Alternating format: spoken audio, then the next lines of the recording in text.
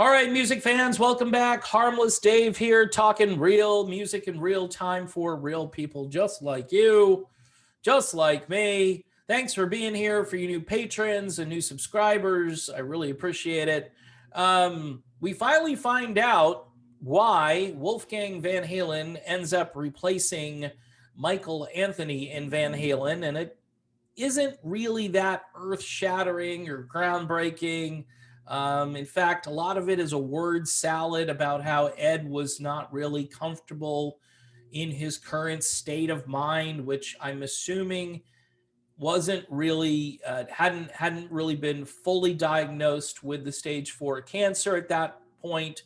But this had to do more with his extracurricular habits, which I think were getting in the way of the whole creative process. Obviously, he wasn't bothered by David Lee Roth, and it's weird how Michael Anthony was the one who irritated Ed, because Michael Anthony, to me, and I've met the guy, he just seems like a really mellow, decent team player. And so much of a team player that, if you remember back in 2004, when Van Halen got back together with Sammy Hagar for that ill-fated tour, Michael Anthony was demoted to a hired hand.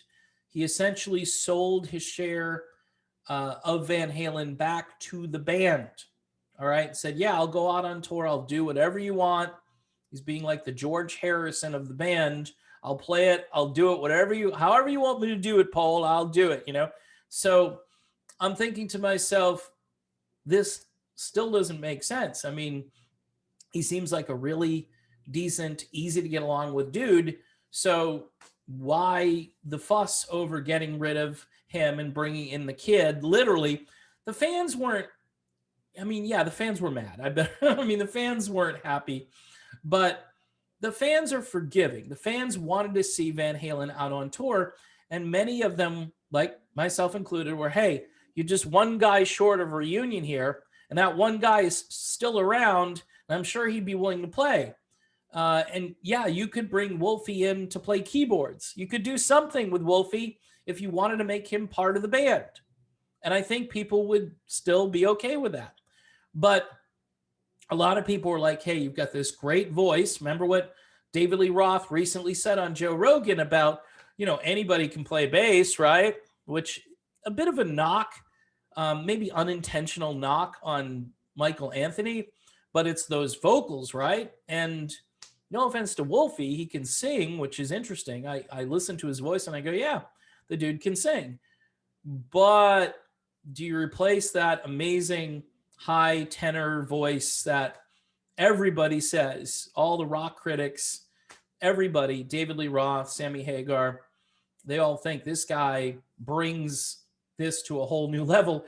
David Lee Roth compared Michael Anthony to Art Garfunkel the other day. He did. Art Garfunkel, who I think has one of the most pristine singing voices in the history of all music. I mean, go listen to Bridge Over Troubled Water, put some headphones on, and just your eyeballs, let's see what these are doing. Yeah, it'll be that. And then your ears will, I forget about Art Garfunkel. And that comparison is a apt comparison. It's powerful because it really illustrates how important Michael Anthony was to the band. So the lingering question is, why? Why was Ed not creative? Why did Ed struggle with Michael? And we don't know. We still don't get the answer. We still don't get the question. And I'm always wondering, like when I say, how come the interviewer doesn't ask Steve Perry what he has against Neil Schon?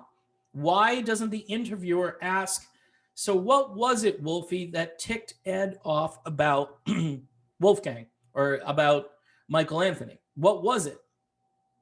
Nobody asks the question. So maybe they're told ahead of time, because a lot of times when you do interviews, they say, we really can't talk about this, and you can't mention that. And I'll do interviews and I'll often say, is there anything you don't want me to talk about?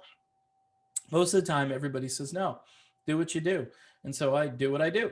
in any event, we learn a little bit. We don't learn the full story, but apparently the bottom line is that Eddie Van Halen felt more comfortable around his family. Okay, even though technically Roth is not part of his family, but maybe you just can't do without the lead vocalist. And it was either Roth or Hagar, and Hagar and Ed were on really bad terms. So I think they spin the wheel, and it wasn't going to land on Gary Sharon. So it landed on David Lee Roth. But as far as comfort level and working through issues and so forth, sounds like a little substance abuse was still going on. This is way before the stage 4 cancer diagnosis. So I don't know. Did we learn anything? Sort of, kind of, maybe. Could have been a little bit of diplomacy on the part of Wolfgang Van Halen, and he's getting better at this stuff. He's working the media.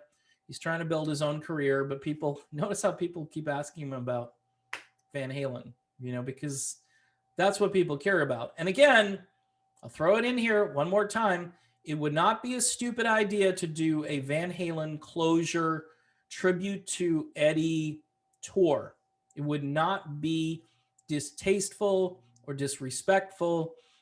You bring in a couple of guitar players who might be able to handle the load, and you go out there and you have Sam, have Dave, have Gary, have Michael, and get out there, and Alex, obviously, and just do a big send off.